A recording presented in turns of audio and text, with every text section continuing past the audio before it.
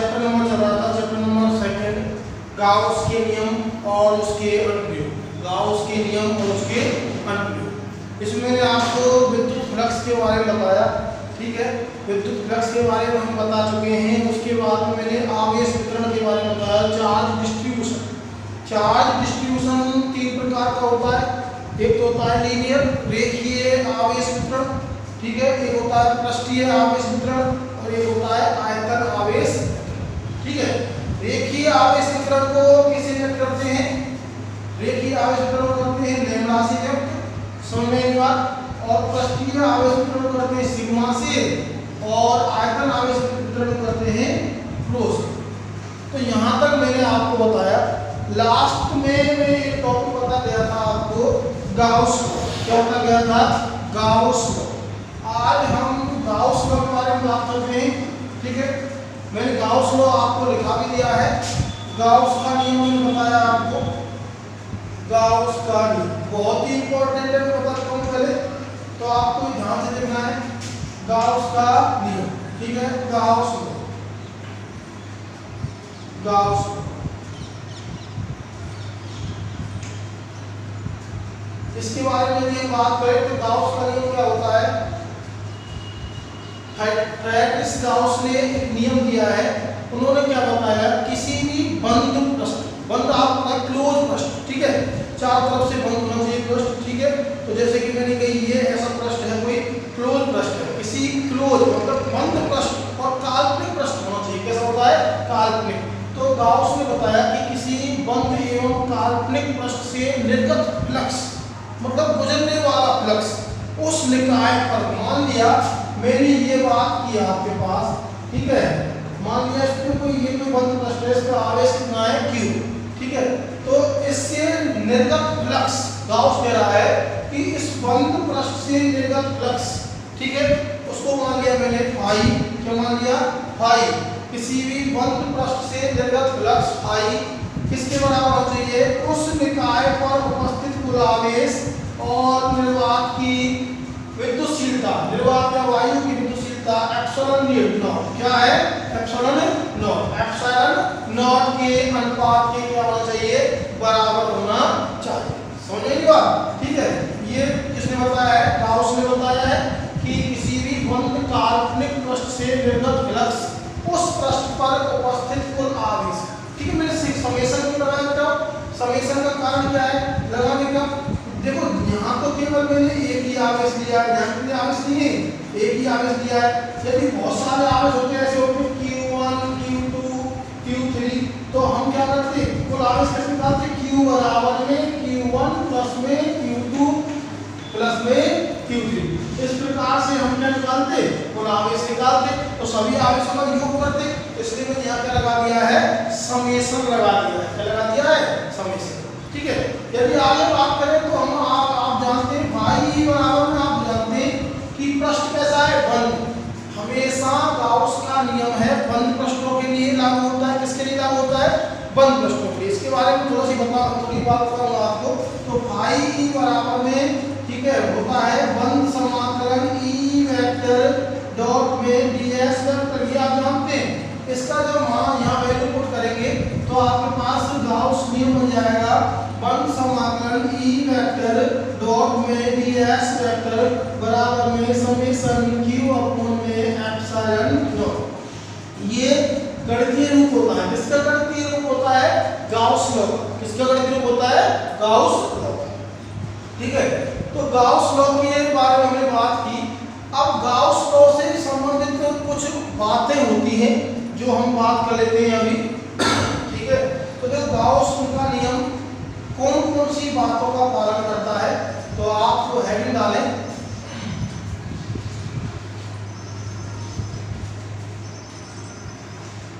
Gauss के नियम से संबंधित महत्वपूर्ण बिंदु। हेडिंग डालें आप, गाउस के नियम से, गाउस के नियम से संबंधित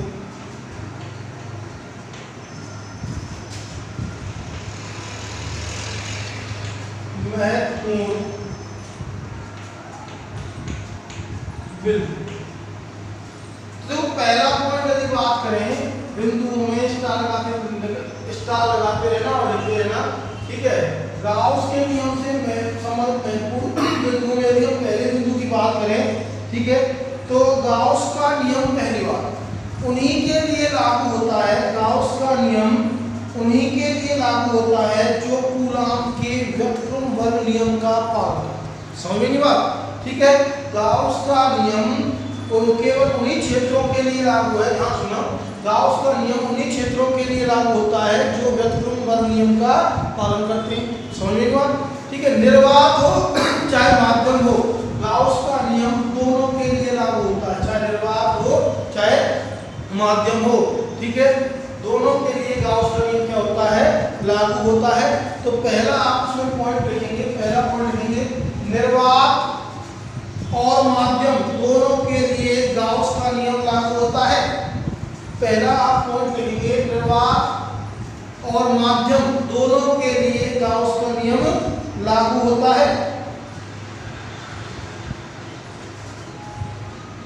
निर्वात या और माध्यम दोनों के लिए गाउस का नियम क्या होता है, लागू होता है, दोनों के लिए होता है। निर्वात हो, निर्वात के लिए हम गाउस का नियम यूज करते हैं, या फिर क्या हो या माध्यम हो, क्या हो माध्यम हो, दोनों के लिए हम गाउस का नियम उपयोग कर सकते हैं। अच्छा, दूसरा पॉइंट लिखेंगे, दूसरा स्टार, कि उन्हीं क्षेत्रों के लिए लागू होता है जो व्युत्क्रम वर्ग नियम को क्या करते हैं, कूलॉम के व्युत्क्रम वर्ग नियम को क्या करते हैं, पालन करते हैं। मैंने कूलॉम का व्युत्क्रम वर्ग नियम आपको बताया है कि किसी भी बल, कोई भी बल है दूरी के वर्ग के यदि व्युत्क्रमानुपाती होता है तो वो क्या कहलाता है, व्युत्क्रम वर्ग नियम कहलाता है। समझ में बात, ठीक है। तो दूसरा पॉइंट लिखेंगे इसमें, कूलॉम गाउस का नियम उन्हीं क्षेत्रों के लिए लागू होता है जो, गाउस का नियम उन्हीं क्षेत्रों के लिए लागू होता है जो, गाउस का नियम उन्हीं क्षेत्रों के लिए लागू होता है जो कूलॉम के व्युत्क्रम वर्ग नियम का पालन करते हैं, कूलॉम के व्युत्क्रम वर्ग नियम का पालन करते हैं।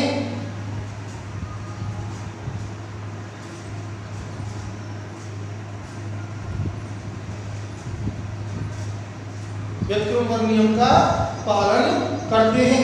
हाँ, तीसरा यदि पॉइंट लिखें तो तीसरा पॉइंट क्या है कि किसी भी पृष्ठ पर परिबद्ध कुल आवेश उसमें उपस्थित सभी आवेशों के बीजगणितीय योग के बराबर। जैसे मैंने कही थी ये कोई आपका निकाय है, क्या है, निकाय है, ठीक है, इसमें बहुत सारे आवेश हैं, प्लस में q, प्लस में 2q, ठीक है, प्लस में 5q, माइनस में 3q, ठीक है, ये आवेश इस निकाय में है। तो इस निकाय का कुल आवेश यदि निकालें, इस पृष्ठ का कुल आवेश, ये पृष्ठ है, बहुत सारे आवेश हैं, यदि इस पृष्ठ का कुल आवेश निकालें तो हम कुल आवेश कैसे निकालेंगे, तो q टोटल कैसे निकालेंगे, q टोटल कैसे निकालेंगे, सबका क्या कर देंगे, बीजगणितीय योग करेंगे। देखो बेटा, प्लस के q, प्लस के 2q, प्लस के 5q, ठीक है, और माइनस के 3q, तो कितना आ जाएगा, 5 और 2 7 और 1 8, 8 में से 3 गए तो 5, तो q टोटल, ठीक है, q टोटल कितना आ जाएगा, ये आ जाएगा प्लस में 5q।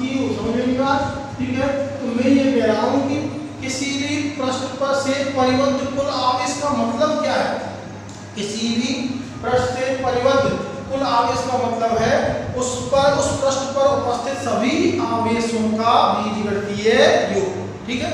तो हम यहाँ तीसरा पॉइंट लिखेंगे, पृष्ठ से परिबद्ध कुल आवेश, पृष्ठ से परिबद्ध कुल आवेश, पृष्ठ से परिबद्ध कुल आवेश, पृष्ठ से परिबद्ध कुल आवेश, पृष्ठ पर उपस्थित सभी आवेशों के, पृष्ठ पर उपस्थित सभी आवेशों के बीजगणितीय योग के बराबर होता है, पृष्ठ पर उपस्थित सभी आवेशों के बीजगणितीय योग के बराबर होता है। तो ये आप बना लेंगे फटाफट जल्दी। ये कोई मैंने प्रश्न बनाया, इस प्रश्न में बहुत सारे आवेश, समेशन क्यू निकालेंगे तो आप इस प्रकार से समेशन क्यू निकाल सकते हैं। समझ में आई बात। समेशन की आप निकाल सकते हैं।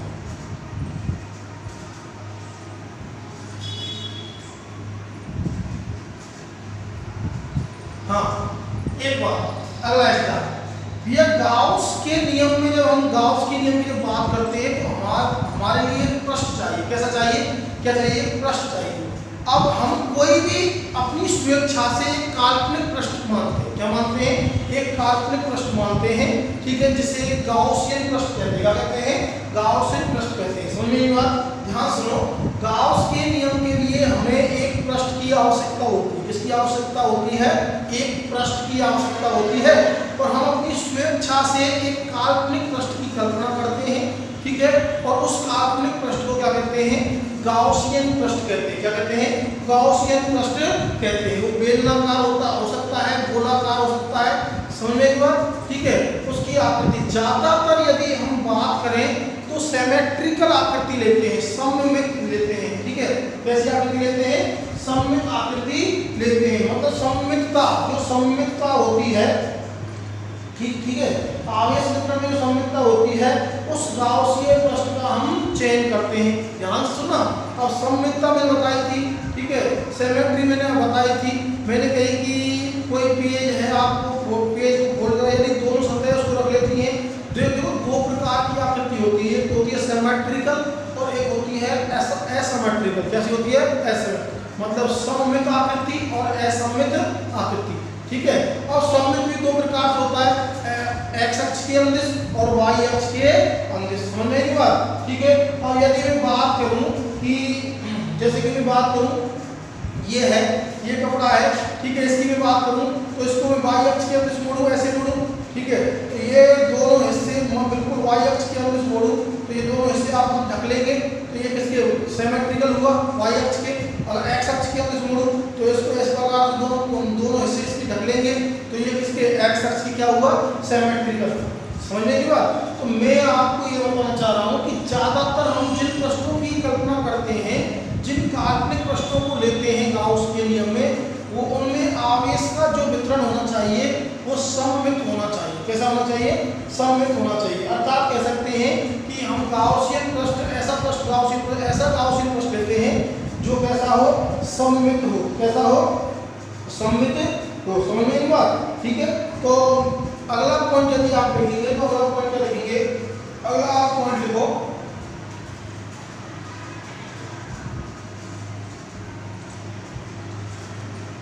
गाउस के नियम, गाउस के नियम, गाउस के नियम के अनुप्रयोग के लिए चयन किया गया पृष्ठ, गाउस के नियम के अनुप्रयोग के लिए, गाउस के नियम के अनुप्रयोग के लिए चयन किया गया पृष्ठ गाउसियन पृष्ठ कहलाता है। गाउसियन पृष्ठ कहलाता है। गाउस के नियम के अनुप्रयोग के लिए चयन किया गया पृष्ठ गाउसियन पृष्ठ कहलाता है। गाउसियन पृष्ठ कहलाता है। यह काल्पनिक एवं स्वैच्छिक होता है। यह काल्पनिक एवं स्वैच्छिक होता है। गाउस के जो पृष्ठ है वो कैसा होता है? काल्पनिक होता है। कैसा होता है? काल्पनिक। ठीक है, और कैसा होता है? स्वैच्छिक, अपनी स्वेच्छा से स्वैच्छिक होता है। कैसा होता है? स्वैच्छिक। काल्पनिक और स्वैच्छिक होता है। अर्थात यह गोलीय, बेलनाकार या घनाकार हो सकता है। अर्थात यह कैसा हो सकता है? गोलीय हो सकता है। अर्थात यह गोलीय, बेलनाकार, गोलीय, बेलनाकार या घनाकार हो सकता है। कैसा हो सकता है? गोलीय हो सकता है, बेलनाकार, घनाकार हो सकता है।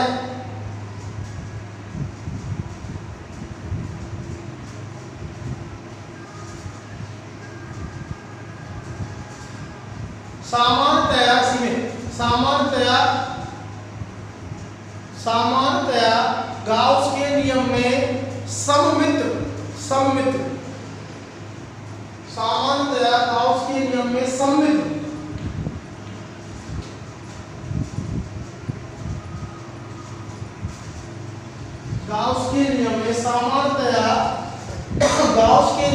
सममित पृष्ठ का चयन किया जाता है। सममित पृष्ठ का चयन किया जाता है। गाउस के नियम में सममित सिमेट्रिकल सिमेट्रिकल पृष्ठ का चयन किया जाता है। सममित होना चाहिए।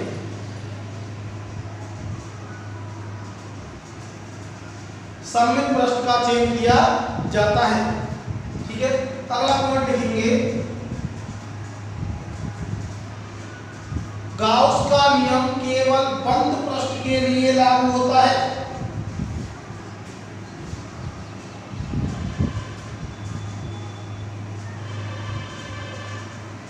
गाउस का नियम केवल बंद पृष्ठ के लिए लागू होता है। कैसे पृष्ठ के लिए लागू होता है? गाउस का नियम कैसे पृष्ठ के लिए? पृष्ठ कैसा होता है? बंद पृष्ठ के लिए। गाउस का नियम बंद पृष्ठ के लिए लागू होता है। किसके लिए लागू होता है? बंद पृष्ठ के लिए लागू होता है। हाँ, अगला बंद पृष्ठ से निर्गत फ्लक्स। अगला पॉइंट लिखिए, बंद पृष्ठ से निर्गत फ्लक्स आवेशों के वितरण पर निर्भर नहीं करता।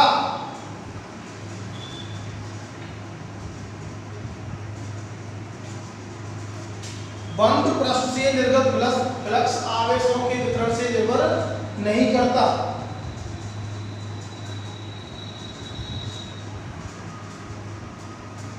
आवेशों के वितरण पर निर्भर नहीं करता। हाँ भाई, आवेशों का वितरण कैसे भी हो, कोई आवेश कहीं भी हो, प्रश्न में ऐसे ये प्रश्न है, यहाँ आवेश है Q, यहाँ Q, यहाँ 2Q, ये कोई प्रश्न है, यहाँ आवेश है Q, 2Q। तो ये तो आवेशों का जो वितरण है उस पे हमारा जो गाउस का नियम है, तो किसी भी प्रश्न से जो निकलने वाला फ्लक्स है, निर्गत फ्लक्स है, वो आवेशों के वितरण पर निर्भर नहीं करता। समझ में एक बात?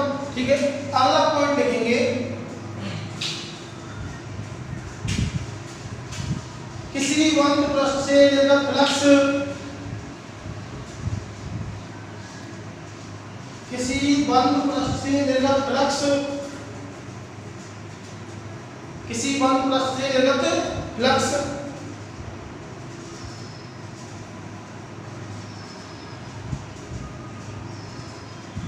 बंद पृष्ठ के आकार, आकृति एवं क्षेत्रफल पर निर्भर नहीं करता। आकार, आकृति एवं क्षेत्रफल पर निर्भर नहीं करता। जैसे मैं बात करूं, ये कोई यहाँ कोई आवेश रखा हुआ है Q, तो इसका फाई नेट क्या होगा? फाई नेट फ्लक्स क्या होगा? Q अपॉन में एप्सिलॉन नॉट होगा। ठीक है, मैंने कही कि आकृति पे किसी भी बंद पृष्ठ से निर्गत फ्लक्स आकृति, आकार और क्षेत्रफल पर निर्भर नहीं करता। एक आकृति में छोटी ले ली, यहाँ भी Q फ्लक्स रखा है, तो यहाँ भी फाई कितना होगा? नेट फ्लक्स कितना होगा? Q अपॉन में एप्सिलॉन नॉट होगा। कितना होगा? Epsilon not. मैंने ये आकृति ली, मैंने ये आकृति ली और यहाँ प्लस Q रखा हुआ है, तो यहाँ भी फाई नेट कितना होगा? फाई नेट कितना हो जाएगा? यहाँ Q अपॉन में एप्सिलॉन नॉट हो जाएगा। मैंने ये आकृति ली, समझ में आई बात? तो आकृति में यहाँ प्लस Q आवेश रखा हुआ है, तो इस बंद पृष्ठ से निर्गत फ्लक्स कितना होगा? Phi net. इस बंद पृष्ठ से निर्गत फ्लक्स कितना होगा? Flux phi net. ठीक है, फाई नेट बराबर कितना हो जाएगा? Q अपॉन में एप्सिलॉन नॉट। ठीक है, तो मैं कह रहा हूँ कि कैसा है पृष्ठ हो, पृष्ठ की आकृति कैसी भी हो, ठीक है, ना ही तो आकार पर निर्भर करता है, ना ही आकृति पे निर्भर करता है, ना ही क्षेत्रफल पर निर्भर करता है। कौन? निर्गत फ्लक्स। आकृति, आकार, क्षेत्रफल सबके अलग अलग है, लेकिन फ्लक्स का मान क्या है? समान है। तो ये आप बनाओ फटाफट जल्दी।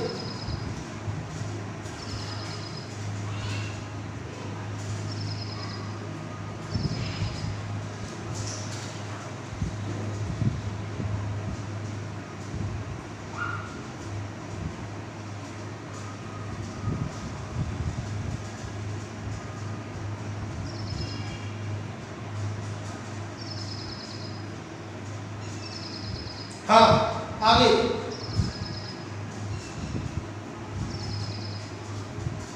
ठीक है, अगला पॉइंट लिखेंगे,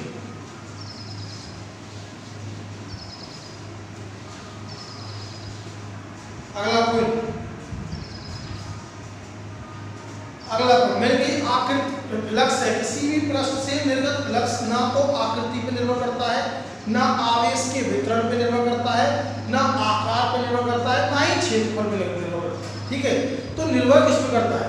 जो निर्गत फ्लक्स है, किसी भी पृष्ठ से निर्गत फ्लक्स, ठीक है, माध्यम पे निर्भर करता है और आवेश की प्रकृति एवं मात्रा पर निर्भर करता है। ठीक है, किस पर? आवेश की प्रकृति एवं मात्रा पे निर्भर करता है। ठीक है, तीन चीजों पर निर्भर करता है, आवेश की प्रकृति, मात्रा और किस पर? आवेश की प्रकृति, मात्रा और माध्यम पर। किस पर? माध्यम पर। तो अगला पॉइंट लिखेंगे, किसी बंद पृष्ठ से निर्गत फ्लक्स, किसी बंद पृष्ठ से निर्गत फ्लक्स, किसी बंद पृष्ठ से निर्गत फ्लक्स, किसी बंद पृष्ठ से निर्गत फ्लक्स आवेश की प्रकृति, मात्रा एवं माध्यम पर निर्भर करता है। आवेश की प्रकृति, मात्रा एवं माध्यम पर निर्भर करता है।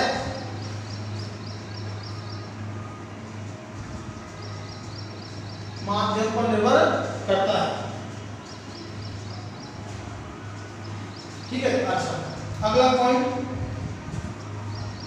गाउस का नियम निकाय या पृष्ठ से परिबद्ध आवेशों की गतिशीलता या स्थिर अवस्था पर निर्भर नहीं करता।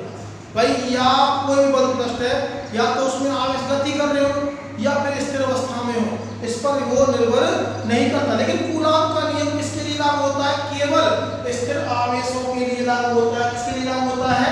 केवल स्थिर आवेशों के लिए लागू होता है। ध्यान सुनो, मैं क्या कह रहा हूँ? मैं कह रहा हूँ कि जो गाउस का नियम है वो किसी पृष्ठ जिनमें से परिबद्ध आवेशों की गतिशीलता या फिर स्थिर अवस्था पर निर्भर नहीं करता।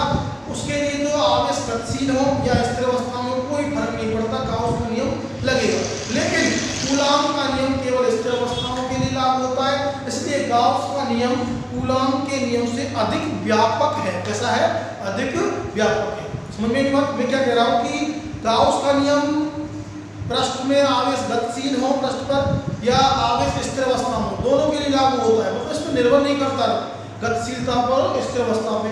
लेकिन कूलॉम का नियम केवल और केवल स्थिर आवेशों के लिए ही लागू होता है। ठीक है, तो लिखो, गाउस का नियम परिबद्ध आवेशों की गतिशीलता, गाउस का नियम परिबद्ध आवेशों की गतिशीलता,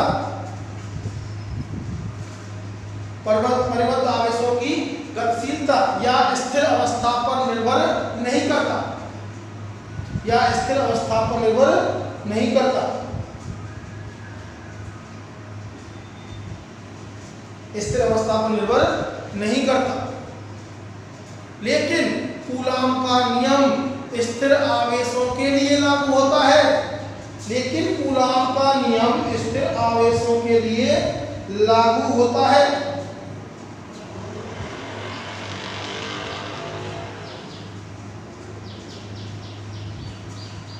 स्थिर आवेशों के लिए लागू होता है। स्थिर आवेशों के लिए लागू होता है। इसलिए गाउस का नियम कूलॉम के नियम से अधिक व्यापक है।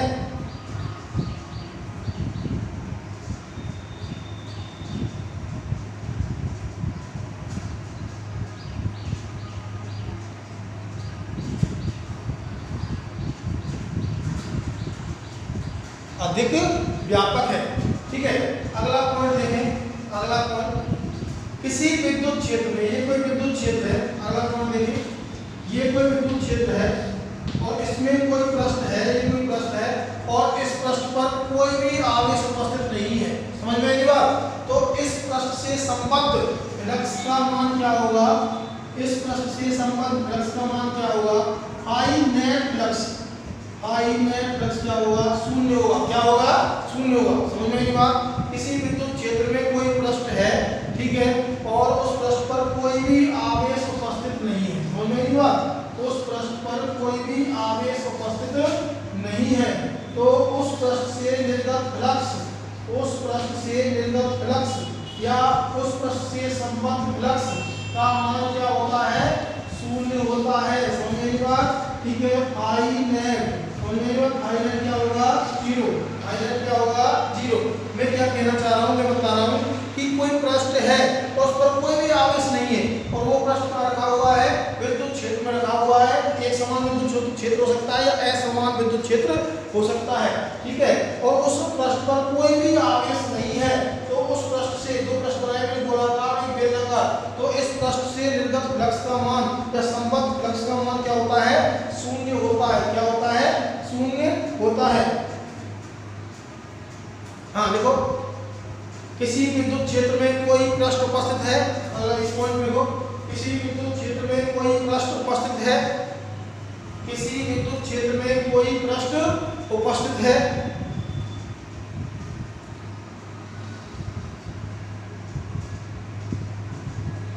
कोई पृष्ठ उपस्थित है तथा पृष्ठ के भीतर कोई भी आवेश उपस्थित नहीं है, तथा पृष्ठ के भीतर कोई भी आवेश उपस्थित नहीं है, तथा पृष्ठ के भीतर कोई भी आवेश उपस्थित नहीं है,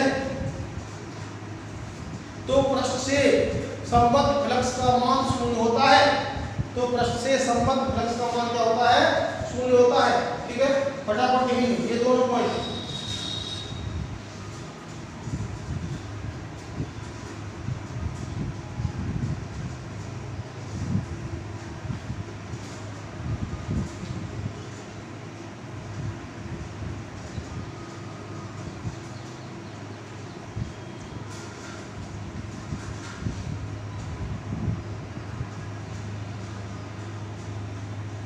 हाँ लिख लिया बोर्ड में।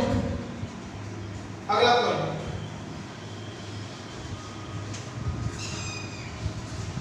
इनको मैं एक बार रिपीट कराता हूँ आपको, पॉइंट सभी इंपॉर्टेंट है।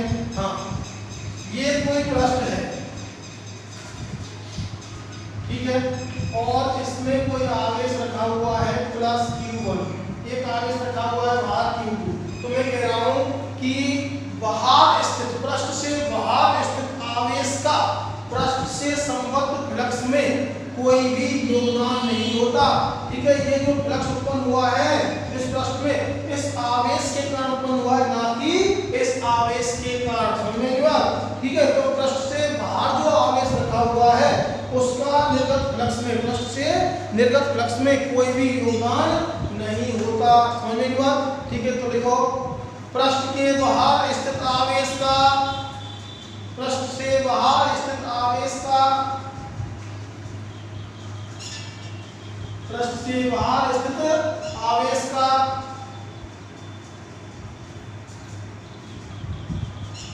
पृष्ठ से निर्गत फ्लक्स में कोई भी योगदान नहीं होता, पृष्ठ से निर्गत फ्लक्स में कोई भी योगदान नहीं होता,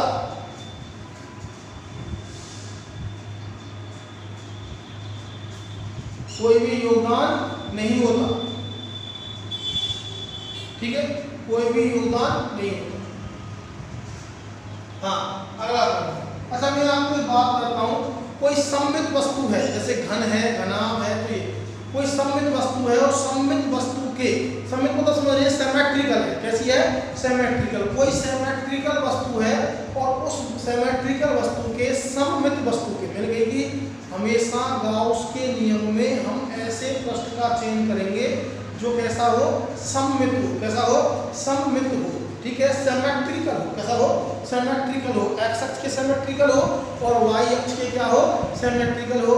तो कि कोई सममित वस्तु है और उस सममित वस्तु में कोई Q आवेश उसे केंद्र पे रखा हुआ है, तो उस सममित वस्तु से निर्गत फ्लक्स कितना होगा, ये गाउस का नियम कहता है, गाउस का कहता है, तो फ्लक्स होगा I बराबर में Q/में एप्सिलॉन नॉट, समझ में नहीं बात, ठीक है। मैं आपको क्या बता रहा हूँ, मेरी बात ध्यान से आप एक बार सुनिए, ठीक है। मैं कह रहा हूँ कि कोई सिमेट्रिकल वस्तु है, जैसे घन है, ठीक है, तो घन के केंद्र पर रखा हुआ है, घन का जो केंद्र है, ठीक है, उस पर कोई प्लस Q आवेश रखा हुआ है, समझ में नहीं बात, ठीक है।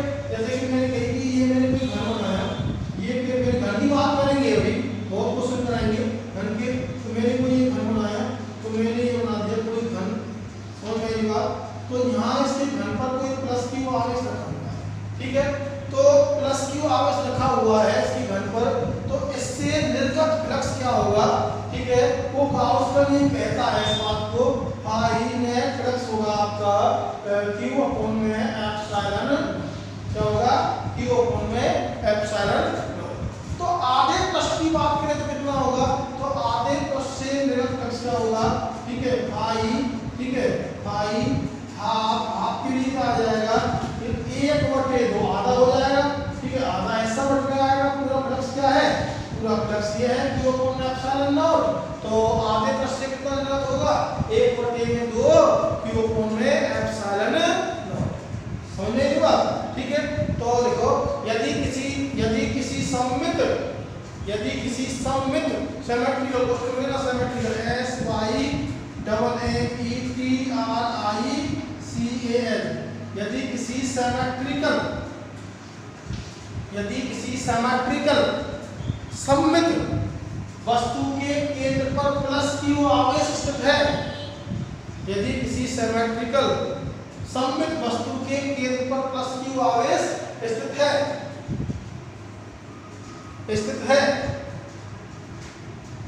तो उसके आधे पृष्ठ से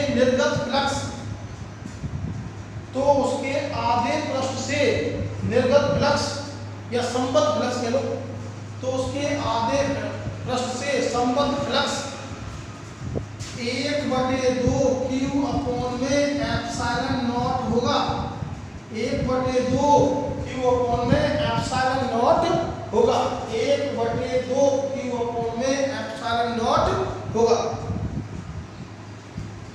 ठीक है। तो ये मैंने आपको पॉइंट कुछ कराए, एक बार मैं आपको एक बार दोबारा रिपीट करा देता हूं, ध्यान से सुने। गाउस का नियम मैंने बताया, गाउस का नियम क्या होता है, किसी बंद काल्पनिक पृष्ठ से निर्गत फ्लक्स उस पृष्ठ पर उपस्थित कुल आवेश और निर्वात की विद्युतशीलता एप्सिलॉन नॉट के अनुपात के बराबर होता है। तो गाउस का वाक्य तो I बराबर में समेशन क्यू अपॉन में एप्सिलॉन नॉट, ठीक है। अब गाउस का नियम किस किस के लिए लागू होता है, गाउस का नियम उन्हीं क्षेत्रों के लिए, पहला पॉइंट उन्हीं क्षेत्रों के लिए लागू होता है जो कूलॉम के व्युत्क्रम बल नियम क्या करते हैं, पालन करते हैं। समझ में आई बात, ठीक है ध्यान से, उन्हीं क्षेत्रों के लिए लागू होता है जो व्युत्क्रम बल नियम का क्या करते हैं, पालन करते हैं। किसी पृष्ठ पर उपस्थित कुल आवेश का मतलब क्या है, उस पृष्ठ पे जितने भी आवेश हैं उनका क्या कर देंगे हम, बीजगणितीय योग कर देंगे। समझ में आई बात, ठीक है ध्यान सुनना। किसी पृष्ठ पर उपस्थित, किसी पृष्ठ से परिबद्ध कुल आवेश का मतलब क्या है, उस पृष्ठ पर उपस्थित सभी आवेशों का बीजगणितीय, ठीक है। आगे यदि बात करें तो हम क्या करते हैं, ये आपको दिमाग में रखना है कि जब गाउस के नियम के जो अनुप्रयोग हैं, एप्लीकेशंस हैं गाउस के नियम की, उनको हम सॉल्व करते हैं तो हमारे लिए एक पृष्ठ चाहिए, ठीक है। तो हम जिस काल्पनिक पृष्ठ का चयन करते हैं गाउस के नियम के अनुप्रयोग के लिए, उसे गाउसियन पृष्ठ कहते हैं। क्या कहते हैं, गाउसियन पृष्ठ कहते हैं। ये जो गाउसियन पृष्ठ है ये काल्पनिक होता है और स्वैच्छिक होता है। कैसा होता है, काल्पनिक होता है और स्वैच्छिक होता है। समझ में आ रही होगी बात, ठीक है। मैंने क्या कहा कि आपको अच्छा लेना कैसा है, अच्छा बेलनाकार हो सकता है, गोलाकार, बेलनाकार सममित होता है, ठीक है। ज्यादातर हम ऐसे पृष्ठ की कल्पना करते हैं, ये कैसा हो सकता है, गोल या बेलनाकार, घनाकार, लेकिन सममित होना चाहिए। कैसा होना चाहिए, सिमेट्रिकल होना चाहिए। सिमेट्रिकल मैंने आपको बताया कि किसी कोई पेज है जो उसको फोल्ड किया जाए तो दोनों हिस्से आपस में उसको ढक लेते हैं इस प्रकार से, तो वो सिमेट्रिकल होता है। क्या होता है, सिमेट्रिकल। समझ में आई बात। तो मैं जो बात बताना चाह रहा हूँ कि ज्यादातर ऐसे पृष्ठ का चयन करते हैं जो कैसा हो, सममित हो। कैसा हो, सममित, ठीक है। समझ में बात। तो ऐसे पृष्ठ का चयन करेंगे जो कैसा हो, सममित हो। अब कोई भी पृष्ठ है, उसका आकार, आकृति, क्षेत्रफल कैसा भी हो, उससे निर्गत फ्लक्स का मान क्या होता है, समान होता है, ठीक है। कोई सा भी आकार हो पृष्ठ का, कैसी भी आकृति हो, उसका जो उससे निर्गत जो फ्लक्स है, ठीक है, उसका पासिंग जो फ्लक्स है उससे वो हमेशा क्या होगा, नियत होगा क्यू अपॉन में एप्सिलॉन। यदि प्लस क्यू आवेश रखा हुआ है पृष्ठ पे तो प्लस क्यू कितना होगा, क्यू अपॉन में एप्सिलॉन नॉट, ठीक है। आगे यदि बात करें कि जो निर्गत फ्लक्स है, किसी भी पृष्ठ से संबद्ध फ्लक्स, एसोसिएट फ्लक्स है, ठीक है, किसी भी पृष्ठ से एसोसिएट फ्लक्स मतलब संबद्ध फ्लक्स है, संबद्ध फ्लक्स है, वो किस पर निर्भर करता है? आवेश की प्रकृति पर निर्भर करता है। किस पर निर्भर करता है? कि धनावेश है, ऋणावेश है, ठीक है, मात्रा पे निर्भर करता है और माध्यम पे निर्भर करता है। किस पे निर्भर करता है? माध्यम पे। तो यहाँ से ये पता चल रहा है कि गाउस का नियम निर्वात और माध्यम दोनों के लिए लागू होता है। समझ में नहीं बात? निर्वात और माध्यम दोनों के लिए लागू होता है। अच्छा, किसी भी पृष्ठ से जो संबद्ध फ्लक्स है वो आवेश वितरण पर निर्भर नहीं करता कि आवेशों का वितरण कैसे, 1/q/4 कोई मतलब नहीं है, ठीक है।